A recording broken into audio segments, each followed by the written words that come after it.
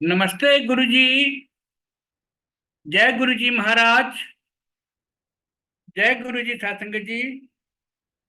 शुक्राना गुरुजी महाराज the multilingual सेवादार team आप सबका स्वागत करती है। आज एक बार फिर गुरुजी महाराज की ब्लड संगत डॉक्टर हंसराज ढल अंकल उपस्थित हैं, जो कि संगत शेयरिंग करेंगे। आपका बहुत बहुत स्वागत है doctor Hansraj uncle. Over to you. जय गुरुजी।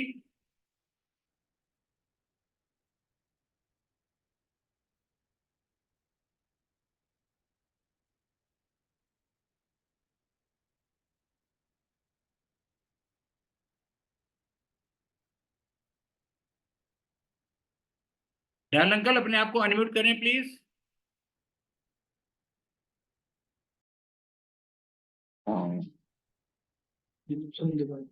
गुरु जी के चरणों में कोटि कोटि प्रणाम और गुरु जी की सारी संगत को जय गुरु जी।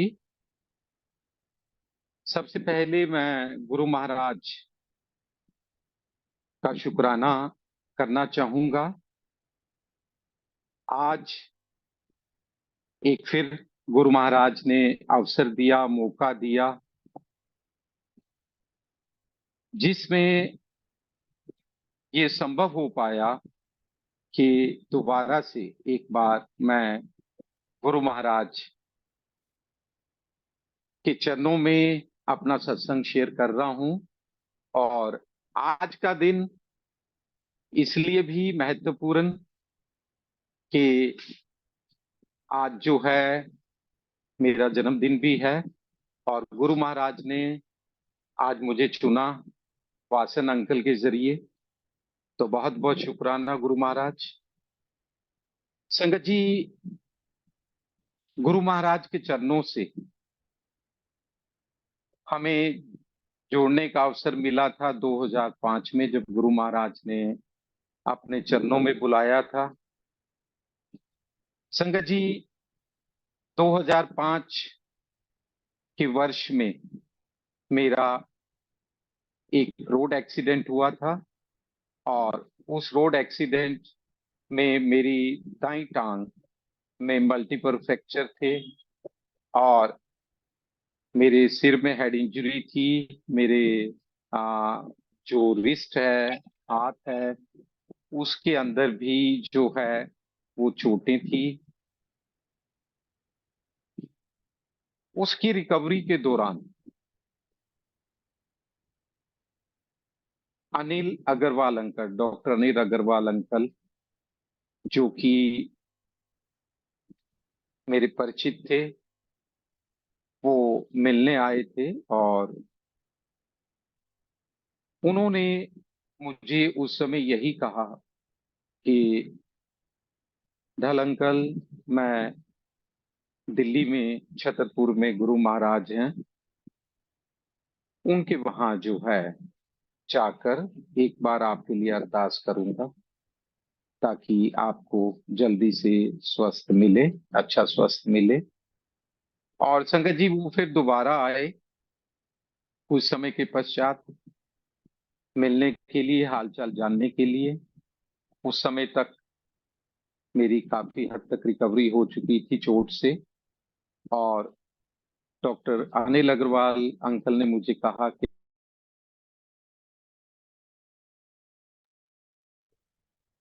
एक बार मेरे साथ चलिए गुरु महाराज के दरबार में। तो संगत जी, उस समय डॉक्टर अनिल अग्रवाल के कहने पर हम गुरु महाराज के चरणों में आए और वो पहली बार था। और उस समय जब पहली बार गुरु महाराज के चरणों में जाने का अवसर मिला, तो हमें बहुत ज्यादा नहीं पता था गुरु महाराज के बारे में। और जैसा डॉक्टर साहब ने कहा, हमने जाकर गुरु महाराज के चरणों में माथा टेका और जैसा सेवादारों ने कहा, हम वहां, संगत चल रही थी, वहीं बैठ गए। और चाय प्रसाद लिया। यहाँ एक बहुत महत्वपूर्ण बात यही थी कि उस दिन जब मैं गुरु महाराज के चरणों में बैठा तो मुझे जो है बहुत एक भय सा लग रहा था, क्योंकि नीचे जमीन पर बैठते वक्त जो है मुझे काफी दिक्कत होती थी और दर्द होती थी। लेकिन सेवादारों ने कहा आप नीचे बैठिए, तो मैं नीचे बैठ गया। और डरते डरते मुझे लगा कि दर्द होगा, लेकिन थोड़े समय में मुझे ऐसा महसूस हुआ कि दर्द नहीं है। और नीचे से मुझे कुछ वाइब्रेशंस महसूस हुए। तो वो जो वाइब्रेशंस महसूस हुए उसमें मुझे ऐसा महसूस हुआ कि जो है आ, मेरी टांगों की जो अकड़न है वो ढीली पड़ती जा रही है। मैं बहुत अचंभित हुआ और उसके बाद मैं रिलैक्स हो गया। वो मेरा एक पहला अनुभव था गुरु महाराज के चरणों में। चाय प्रसाद लंगर प्रसाद लिया और उस समय जो पॉजिटिव वाइब्रेशंस वहां मिल रही थी, वो उसके बारे में मैं सिर्फ इतना ही कहूंगा कि ऐसा लग रहा था कि जैसे हम जो है स्वर्ग में हैं। आ, लंगर प्रसाद लेने के पश्चात हम लोग बाहर हाथ धोने के लिए गए और डॉक्टर अनिल अग्रवाल जी ने फिर कहा कि आप अंदर बैठें। और बाद में जो है आ, गुरु महाराज जब सत्संग ओवर हो गया तो वो खड़े हुए और बीच जो है वहां लोबी में संगत से बात कर रहे थे। तो उस दौरान जो है डॉक्टर अनिल अग्रवाल जी ने गुरु महाराज से भेंट करवाई। गुरु महाराज ने पूछा ये कौन है और मिलवाया। उस दिन जो अनुभव रहा वो ऐसा अनुभव रहा कि मन में यही एक विचार आया मेरा और आंटी के मन में कि हम गुरु महाराज के चरणों से ही जुड़ जाएं। और संगत जी, उस दिन पहली बार गुरु महाराज ने अपने चरणों के साथ हमें जोड़ा। और उसके बाद से ये जर्नी जो है शुरू हो गई।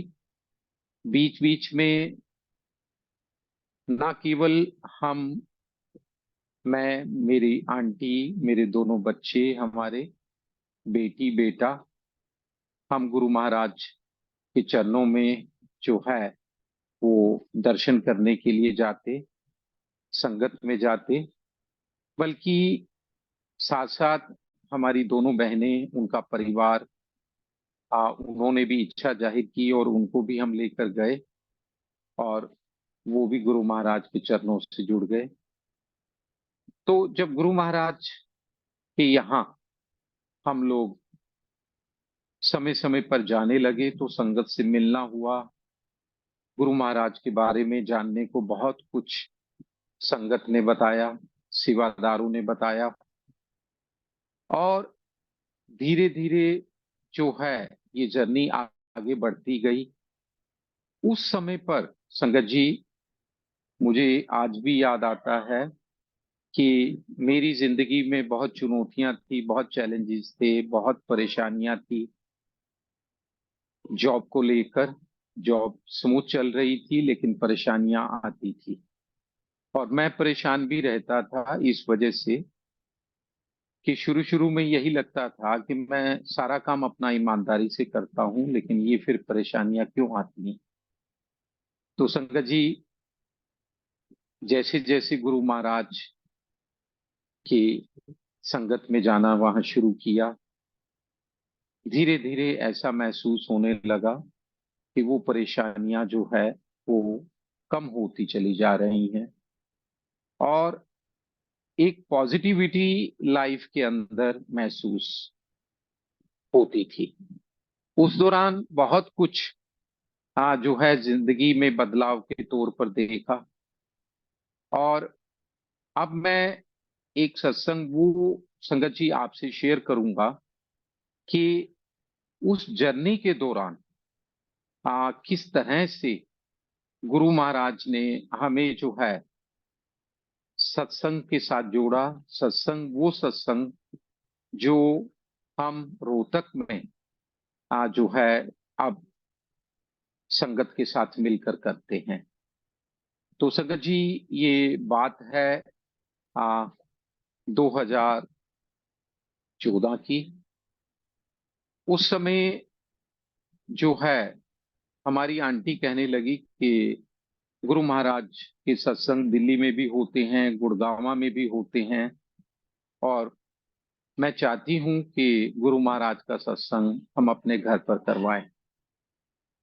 उस समय जो है हमारी बेटी की शादी आ, होनी निश्चित हुई थी, और मैंने आंटी से यही कहा कि हमें नहीं मालूम कि सत्संग किस तरह से होते हैं, पर गुरु महाराज को जो मंजूर था, तो हमारे ही रिलेशन में दिल्ली में एक बार जाने को, एक मैरिज में गए, तो वहाँ हमारे जो हैं बुआ जी, उनसे हमारी मुलाकात हुई। उन्होंने बताया कि उनकी देवरानी कि यहाँ उनके घर पर सत्संग हुआ था, और उनसे भी उन्होंने मुलाकात करवाई हमारी आंटी की। तो आंटी ने उनसे कहा कि हम भी चाहते हैं रोहतक में सत्संग हो। तो उन्होंने कहा कि उनके ही रिलेशन में जो हैं एक आंटी हैं, वो दिल्ली में सत्संग करते हैं। तो आंटी ने रिक्वेस्ट किया हमारी उनसे, और हमने रोहतक आने के बाद उनको फोन पे दोबारा संपर्क किया और कहा कि प्लीज हमारे रोहतक में सत्संग करवा दीजिए। तो उन आंटी से बात हुई, बात होने के बाद तारीख निश्चित हुई, और वो दिवाली से कुछ दिन पहले की बात है, नवंबर के महीने था। उस समय पहली बार जो दिल्ली से सेवादार आए, उनकी हेल्प से घर पर गुरु महाराज का सत्संग हुआ।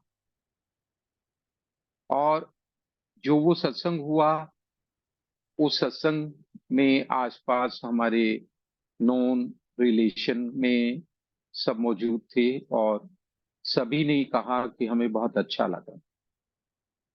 तो उसके बाद, उस सत्संग के बाद आंटी कहने लगी कि हमारा मन है कि ये सत्संग हम और करवाएं। हमने कहा ठीक है, देखते हैं। लेकिन इसी दौरान थोड़ा सा समय व्यतीत हुआ कि हमारे मोबाइल पर, व्हाट्सएप पर एक मैसेज आता है किसी संगत का, अननोन संगत जो रोहतक में थे, कि गुरु जी का सत्संग फला फला जगह होना। हमें बहुत खुशी हुई कि ये क्या, ये तो सत्संग का मैसेज है। और आंटी से बात की, सिस्टर से बात की, और उसी दौरान इस बीच में हमारे रोहतक में सागवान अंकल आंटी भी, जो कि पहले गुड़गांव में थे, वो शिफ्ट हो चुके थे, वो भी मिलते थे। वो भी कहते थे कि सत्संग होना चाहिए। तो संगत जी, हमने उन संगत से संपर्क किया तो पता लगा कि वो संगत रोहतक में ही अपने घर में सत्संग करवाना की उनकी एक तारीख निश्चित हुई है। तो उन्होंने कहा कि अंकल आंटी आप लोग आइए। हम सागवान अंकल आंटी और हमारी सिस्टर खत्री आंटी, हम सभी जो हैं उस दिन उनके घर पर पहुंचे। और वहां पर भी जो थे, दिल्ली से ही सेवादार आए थे सत्संग करवाने में मदद करने के लिए। और वो सत्संग भी बहुत अच्छे से हुआ। और उस सत्संग के होने के 3 दिन के बाद दोबारा से उन्हीं अंकल का मैसेज फिर आता है कि घर पर एक और छोटा सा सत्संग रखा गया है। हमें अचंभा हुआ कि अभी 3 दिन पहले सत्संग हुआ था, 3 दिन बाद फिर सत्संग। तो हम 3 दिन बाद फिर दोबारा उनके घर पर गए। सत्संग हमने अटेंड किया। सत्संग अटेंड करने के पश्चात हम सब बात करने लगे। तो बात करने में एक ये आ, डिस्कशन में बात आई कि क्यों ना हम सभी मिलकर गुरु महाराज का सत्संग करें। और उस समय 13-14 परिवार थे हम। और ये निश्चित हुआ कि रोटेशन वाइज महीने के आखिरी रविवार जो है हमारे यहाँ सत्संग होगा। कभी किसी परिवार के यहाँ, कभी किसी परिवार के यहाँ। और उसी समय हमने सबके नंबर लिए और एक व्हाट्सएप ग्रुप बनाया जिसका हमने नाम रखा शुक्राना गुरु जी। तो संगत जी, पहला सत्संग जो था वो जनवरी 2016 में सागवान अंकल आंटी के घर पर हुआ।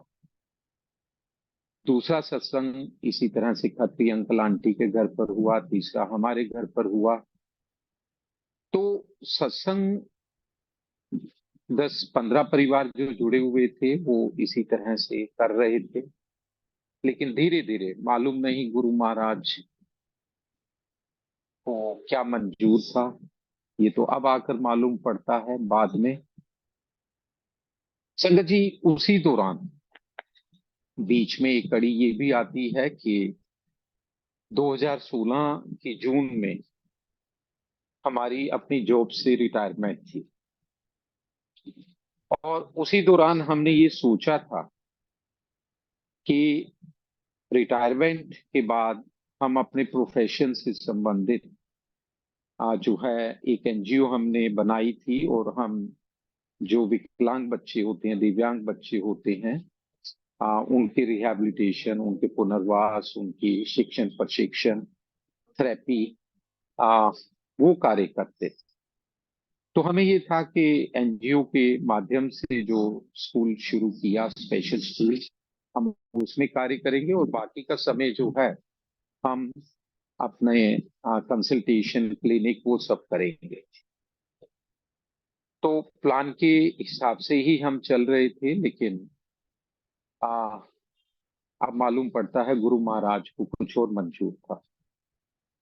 तो संगत जी, उसी दौरान जून 2016 में हमारी रिटायरमेंट हुई। और रिटायरमेंट के बाद जो है धीरे धीरे सभी हम संगत के अंदर ये चीज बातचीत हुई कि और ज्यादा संगत जुड़ती जा रही है। और जो सत्संग हमने घरों में करना शुरू किया है महीने के आखिरी रविवार को, वो सत्संग घरों में ना करके हमें किसी अन्य जगह पे करना चाहिए, जैसे बैंक्वेट हॉल, जहाँ की ज्यादा संगत को बिठाया जा सके सत्संग के अंदर। तो संगत जी, वहां से एक ये जर्नी का पार्ट शुरू होता है जब गुरु महाराज हमें रोहतक में होने वाले सत्संग के साथ जोड़ते हैं। उस समय हमें सिर्फ यही लगता था कि ठीक है, महीने में एक सत्संग हमें आखिरी रविवार को करना है, बाकी समय हम अपना काम करेंगे। लेकिन संगत जी, धीरे धीरे ऐसा होने लगा कि संगत की रिक्वेस्ट आने लगी कि नहीं, इन बिटवीन, यानी कि आखिरी इतवार के अलावा भी जो बाकी दिन हैं उनमें भी जो है उनके घर पर सत्संग किया जाए। तो जब हम सभी ने ये देखा कि संगत अपने घर पर सत्संग करवाना चाहते हैं, तो हमने जो महीने के आखिरी रविवार का सत्संग था उसको ऐसा रखते हुए बाकी के दिनों में सत्संग संगत के घर पर करने शुरू किए।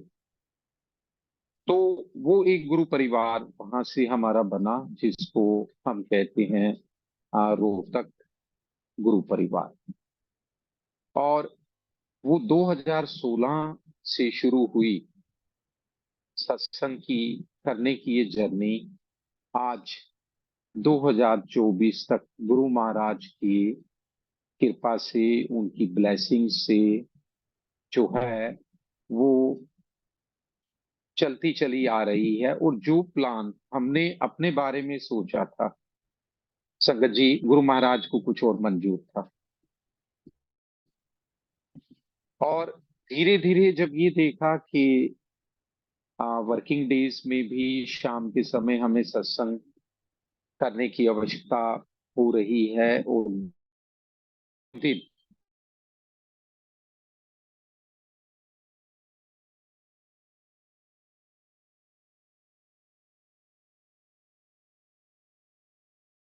गुरु परिवार बढ़ता जा रहा। संगत जी, जो अपना सोच हुआ प्लान था कि हम जो हैं आ, कुछ अपने प्रोफेशन से रिलेटेड कंसल्टेशन करेंगे, वो हमें चेंज करना पड़ा, क्योंकि आ, सत्संग ज्यादा होने लगे। और कई बार तो संगत जी, सत्संग जो हैं वो प्रतिदिन 2-2 सप्ताह लगातार या 3-3 सप्ताह लगातार भी सत्संग होते आए हैं। ये सब गुरु महाराज की कृपा है, उनकी ब्लेसिंग्स हैं।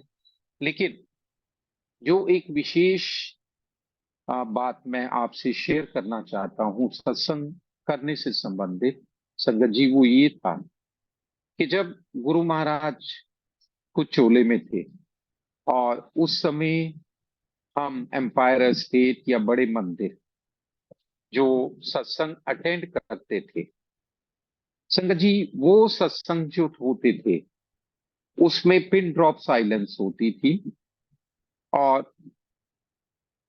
गुरु महाराज के चरणों में जब बैठते थे, चाय प्रसाद मिलता था, और बाद में लंगर प्रसाद मिलता था। तो संगत जी, हमारे मन में यही इच्छा थी कि रोहतक गुरु परिवार में जो सत्संग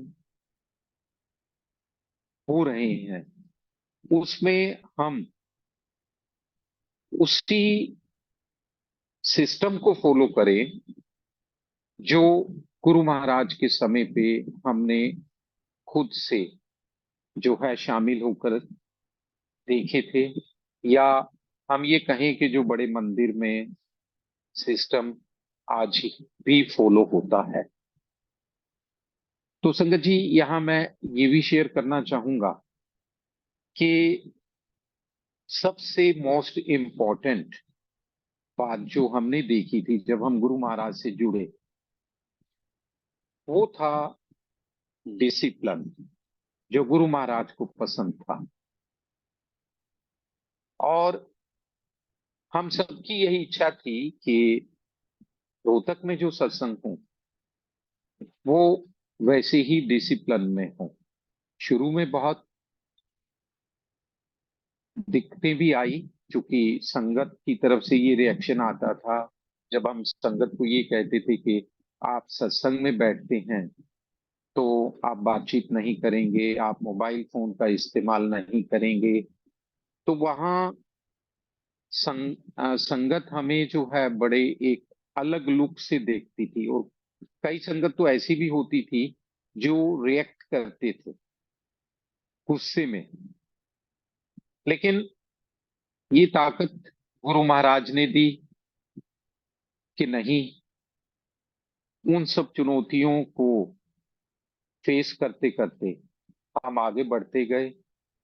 और धीरे धीरे हमारी रोहतक संगत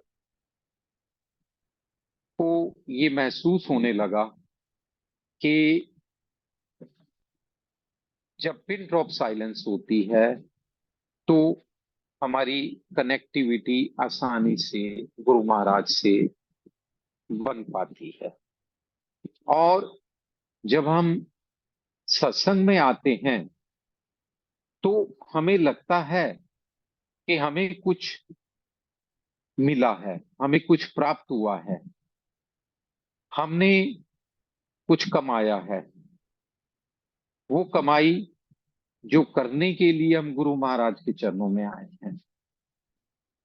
लेकिन यहाँ चुनौतियां ये भी आ रही, अभी भी आती हैं और पहले भी आती रही, कि जो संगत हमारी दिल्ली जाते हैं, गुड़गांव जाते हैं या आसपास अन्य जगह पे जाते हैं, जहां पर कि सत्संग करने का एक तरीका अलग देखा गया है,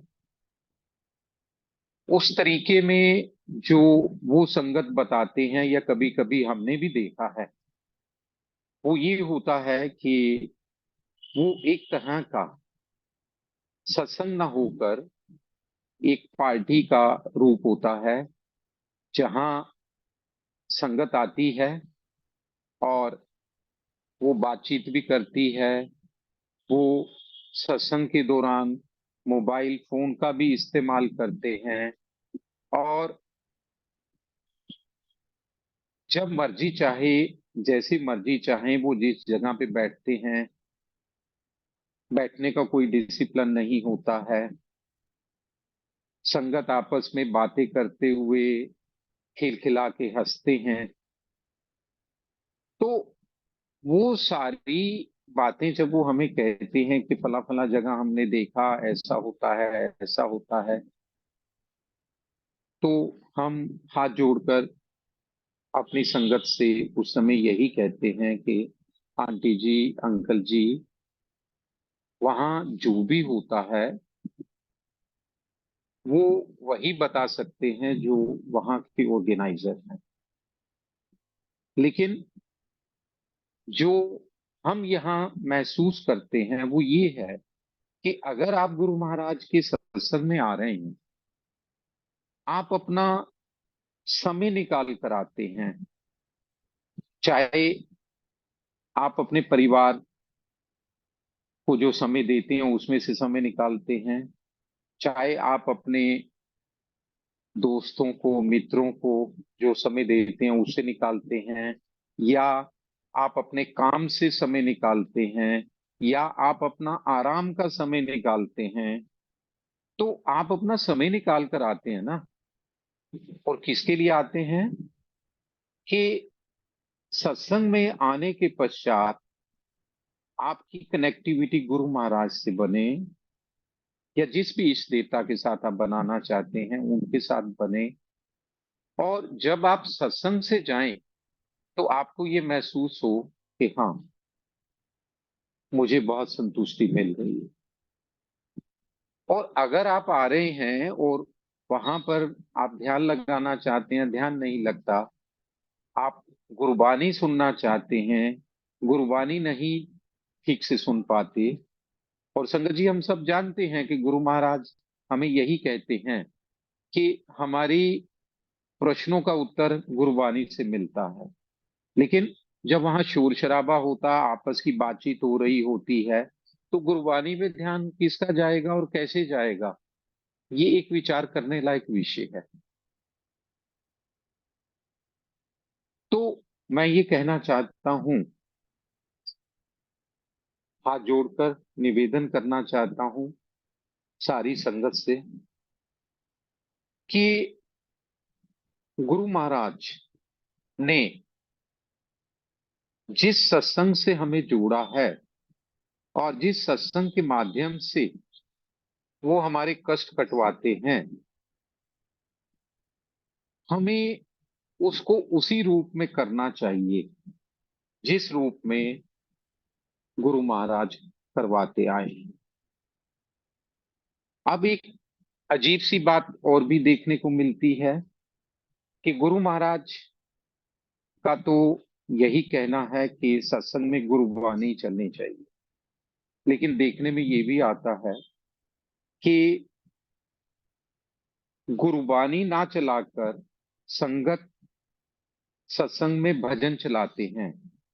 और उनका कहना क्या होता है कि गुरबानी तो हमें समझ नहीं आती, हमें समझ नहीं आती इसलिए गुरबानी नहीं चलाई जाए, उसकी जगह जो है भजन चलाए जाए। और काफी बार ये भी हम देखते हैं, सुनते भी हैं कि सत्संग के दौरान जब सत्संग हो जाता है तो हर सत्संग के अंदर होने के पश्चात संगत ये चाहती है कि डांस होना चाहिए। वैसे हर एक का अपना मत है, अपना सोच है, लेकिन हमारी सोच संगत जी यही है कि जो हमने देखा, बड़े मंदिर में भी देखा, गुरु महाराज के समय पर भी देखा, बाद में भी देखा कि कुछ ओकेजन्स पर डांस करना वो तो ठीक है, लेकिन हर सत्संग में ही डांस करना वो कम से कम मैं अपने बारे में कह सकता हूं कि हमें वो उचित प्रतीत नहीं होता। एक और बात जो सत्संग में देखने को मिल रही है, जिसमें कि बहुत दुख भी होता है, वो ये है कि सत्संग शुरू होने से लेकर और सत्संग पूरा होने तक ज्यादा ध्यान खाने पीने पर दिया जाता है। अगर चाय प्रसाद दिया जाएगा तो चाय प्रसाद के साथ कई तरह की जो है अन्य चीजें होंगी, जिसमें बिस्कुट भी हो सकते हैं, कुछ और भी चीजें हो सकती हैं, मट्ठी हो सकते हैं, मटर हो सकते हैं, मिठाइयाँ हो सकती हैं, या कई बार देखने को मिलता है चाट होती है, पकौड़ी, कुछ भी ऐसी कई चीजें हैं। और जो हम देखते आए हैं कि गुरु महाराज ने लंगर प्रसाद में दो सब्जी प्रसाद, एक मीठे का प्रसाद, चटनी प्रसाद और दो फुल का प्रसाद, रोटी प्रसाद, ये एक जो है 2005 से लेकर और अब तक भी हम जब भी मंदिर, बड़े मंदिर जाते हैं या वो यही रहता है। लेकिन हमारी संगत क्या करती है, दिखाने के लिए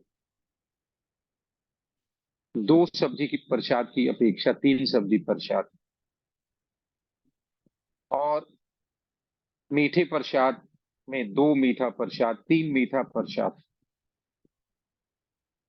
और कई जगह पर तो ये भी देखा जाता है कि संगत उसको खा नहीं पाती प्रसाद को, तो वो बीच में छोड़ती है, जो कि भोग लगा हुआ प्रसाद बीच में छोड़ा जाता है।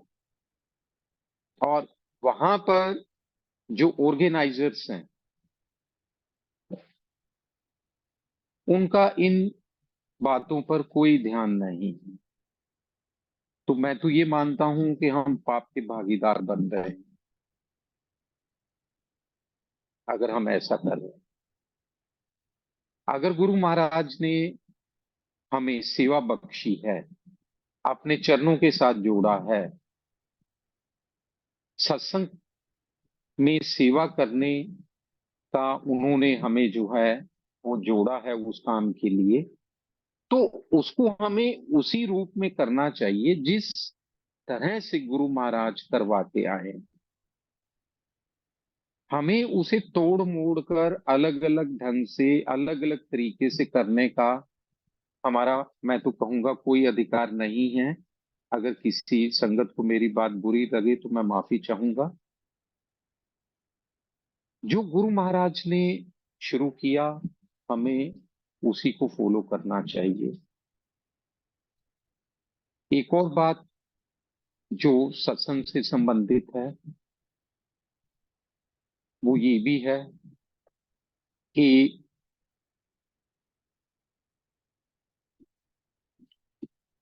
हमारी जैसी संगत जिनको गुरु महाराज सेवा बख्शते हैं,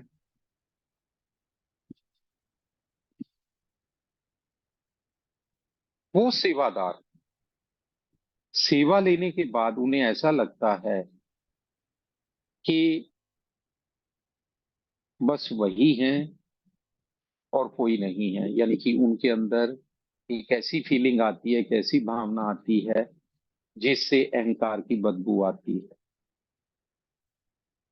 अगर हम गुरु महाराज के चरणों से जुड़े हैं, अगर हमने गुरु महाराज को अपना गुरु माना है, तो संगत जी सबसे जरूरी तो यही बात है कि जो गुरु महाराज के प्रवचन हैं, जो गुरु महाराज की बातें हैं,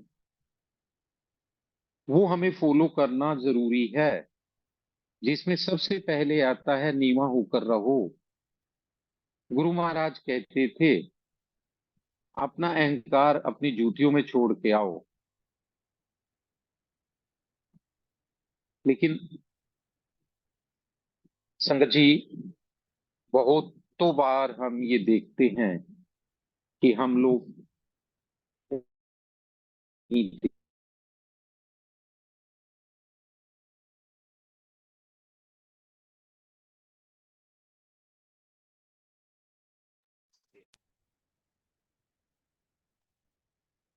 तो हम खुद से सोचें कि हम कर क्या रहे हैं। और विशेष तौर पर देखिए, ये ठीक है कि हमें गुरु महाराज ने तब जोड़ा चरणों के साथ जब वो चोले में थे। लेकिन आज जो संगत गुरु महाराज के चरणों से जुड़ रही है, जिन्होंने गुरु महाराज को साक्षात चोले में नहीं देखा और जिनको ये नहीं मालूम कि किस तरह से क्या क्या चीजें गुरु महाराज अपने संगत के लिए कहते आए हैं, तो वो जिस चीजों को देखेंगे वो तो उसी को फॉलो करेंगे। उनके लिए तो वही ठीक है। और मैं कई बार इस बात पे सोचता हूं कि हम एक ऐसा मॉडल नई संगत के लिए प्रस्तुत करते हैं फॉलो करने के लिए। मुझे तो ऐसा भय लगता है, डर लगता है कि धीरे धीरे ऐसा ना हो कि जो सत्संग करने कराने के तरीके हैं ये पूरी तरह से ही बदल जाएं और जो गुरु महाराज ने शुरू करवाए वो शायद ही कभी देखने को मिले। तो संगत जी, मेरा तो सबसे हाथ जोड़कर यही निवेदन विनती कि इस विषय पे सोचें कि वास्तव में हम क्या कर रहे हैं और वास्तव में हमें क्या करना चाहिए, इसके अंदर क्या अंतर है और उस अंतर को हम किस तरह से दूर करें। अब जहां तक अंतर दूर करने की बात आती है तो संगत जी मैं ये भी शेयर करना चाहता हूं कि गुरु महाराज की कृपा रोहतक संगत पर इतनी है कि जो गुरु परिवार हमारा आज है उसमें जो गुरु महाराज ने मंथली सत्संग शुरू करवाया वो हर महीने होता है आखिरी रविवार को। उसके अलावा भी संगत के घरों पर सत्संग होते हैं। चुनौतियां आती हैं, जो हमारा मंथली सत्संग होता है उसमें संगत लगभग लगभग 1800 2000 2500 के आसपास होती है। कई संगत ऐसे भी आते हैं जो उन बातों को फॉलो नहीं करते हैं और मुश्किलें भी आती हैं। लेकिन वो ताकत तो गुरु महाराज देते हैं ना, कि किस तरह से हमें और मेहनत और मेहनत और मेहनत करते हुए एक वहां पर ऐसा ओरा पैदा हो जाए सत्संग के दौरान, कि जहां हर संगत को ये सुकून मिले कि हम आए हैं, हमारा कनेक्शन गुरु महाराज के चरणों में बना, काफी देर वो ध्यान लगा पाए, गुरबानी सुने, गुरबानी से उन्हें उनकी समस्याओं का हल मिले, गुरु महाराज की ब्लेसिंग्स मिले। तो ये सब मुमकिन है। लेकिन ये मुमकिन कब है? जब हम खुद से ऐसा सोचकर चलें। संगत जी, आज मैं नहीं जानता गुरु महाराज मुझसे ये सब क्यों बुलवा रहे हैं। हो सकता है बहुत सी संगत को ये सब सुनने में अच्छा ना लगे, लेकिन जो वो बुलवा रहे हैं मैं वही कह रहा हूं कि हमें इन सब बातों पर गौर करना है, इन सब बातों पे ध्यान देना है। ये मुश्किल अवश्य है, लेकिन असंभव नहीं है। असंभव को गुरु महाराज संभव करते हैं। हमारा काम सेवा करना है, कर्म करना है। जो गुरु महाराज ने हमें कर्म निमित्त किया है, दिया है, करने को दिया है, हमें वो कर्म करने हैं। आगे जो उसके रिजल्ट्स हैं वो गुरु महाराज ही हमें देंगे। वो हमें नहीं मालूम गुरु महाराज कब कैसे किसको क्या देना वाले होते हैं, ये वही जानते हैं। लेकिन वही चीज जो मैं आप सभी से शेयर कर रहा था, कि कहाँ 2016 में हमने ये सोचा कि हम अपने प्रोफेशन में कंसल्टेशन और बाकी प्रैक्टिस करेंगे, लेकिन कितना एक परिवर्तन आ गया कि उन सब चीजों को भूल कर जो है गुरु महाराज ने हमें अपने साथ जोड़ा, सत्संग के साथ जोड़ा। एक बहुत प्यारा, बहुत अच्छा गुरु परिवार दिया। वो गुरु परिवार जो दुख सुख में साथ आता है, दुख सुख में एक दूसरे में शामिल होते हैं। संगत जी, इन सब की हमने कभी कल्पना ही नहीं की थी। कभी सपने में भी नहीं आया कि ऐसा भी होगा। लेकिन करने कराने वाले वो गुरु महाराज हैं। संगत जी, वो हमारे रब हैं, वो महाशिव हैं। वो जानते हैं हमें क्या देना है, कहाँ देना है, कैसे देना है। संगत जी, हमारा तो यही मानना है, यही सोचना है कि जैसे वो हमें रिमोट से चलाते चले आ रहे हैं, हम चलते चले जाएं, कर्म करते चले जाएं, सेवा करते चले जाएं। जो उन्होंने हमारे लिए ठीक है वो हमें देना है। कब देना है, कैसे देना है, ये सब वो जानते हैं, ये हम नहीं जानते। ये मैं प्रैक्टिकली अनुभव कर रहा हूं कि क्या हमने सोचा था और हमारे गुरु महाराज ने हमारे लिए क्या लिखा था, और जो लिखा था वो हमें मिल रहा है। और आज जो है इतनी संतुष्टि मिलती है कि हम हमें गुरु महाराज ने अपने चरणों के साथ जोड़ा, इतनी संगत के साथ प्रतिदिन हम जो हैं वो कुछ ना कुछ सेवा करने का अवसर मिलता है सत्संग के दौरान। तो संगत जी, सभी से विनती, अनुरोध, हाथ जोड़कर कि विशेष तौर पर उन संगत से जो ऑर्गेनाइजर हैं, अपनी अपनी जगह पर सत्संग करते हैं गुरु महाराज के, कि सत्संग करने के दौरान एक मर्यादा का पालन किया जाए। कोशिश ये हो कि किसी भी परिस्थिति में उस मर्यादा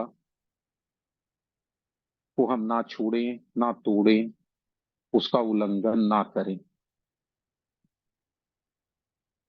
एक और छोटा सा भाव मेरे सत्संग का, इसके अलावा ये तो जो गुरु महाराज ने आज कहलवाया, मैंने कहा, आप सबसे शेयर किया, लेकिन एक और भाव गुरु महाराज जो मन में दे रहे हैं वो ये भी है कि पहली बार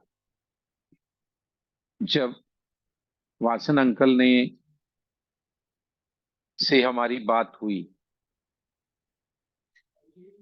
तो उन्होंने परिचय दिया, बताया किस तरह से वासन अंकल को गुरु महाराज ने जोड़ा और किस तरह से वासन अंकल को ये सेवा दी, मल्टीलिंगुअल ग्रुप बना, किस तरह से जूम पर ये सत्संग शेयरिंग होती है, किस तरह से पूरे दिन के अंदर जो हैं अलग अलग समय पर अलग अलग जो हैं वो शिव पुराण का होता है, बाकी उसका होता है, वो सारे जो हैं आप सब जानते हैं।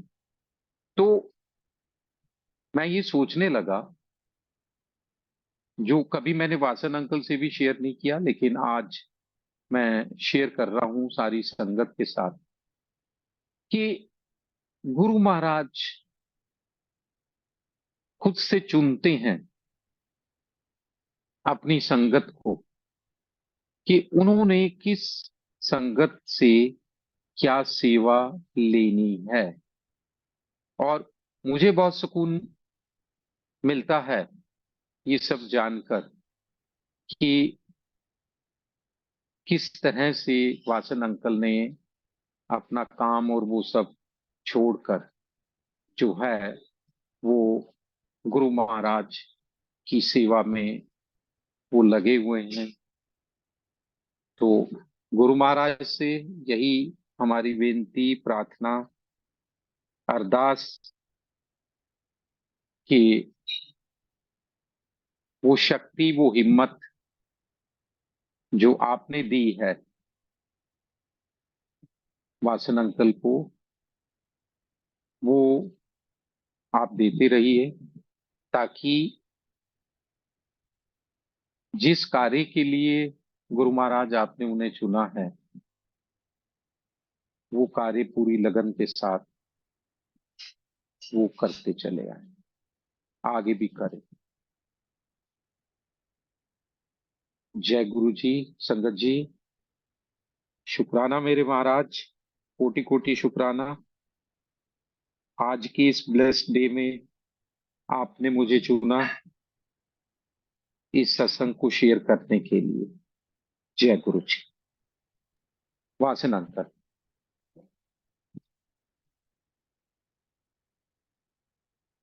जय गुरु जी महाराज। गुरु परिवार की तरफ से आपके जन्मदिन की आपको बहुत बहुत बधाइयाँ। महाराज की कृपा आप पर और हम सब पर बराबर बनी रहे। और बहुत ही ब्लिसफुल, डिवाइन और भाव से आपने संगत शेयरिंग की है अंकल। बिसाइड्स जो आपने अपकमिंग संगत के लिए जो आपने इंफॉर्मेशन दी है, दैट इज़ वेरी इंफॉर्मेटिव, आंख खोलने वाली है, कान खोलने वाली है। उम्मीद है कि जो ऑर्गेनाइजर्स हैं या जो हम लोग हैं, जो नई संगत हैं, गुरुजी महाराज के समय की मर्यादाओं का पालन निरंतर करने की कोशिश करेंगे। और बहुत ही अच्छे मैसेज दिए आपने अंकल। महाराज की कृपा हम सब पर बनी रहे। मैं होस्ट से रिक्वेस्ट करूंगा, गुरुजी महाराज से आगे दिलवाएंगे। जय गुरु जी।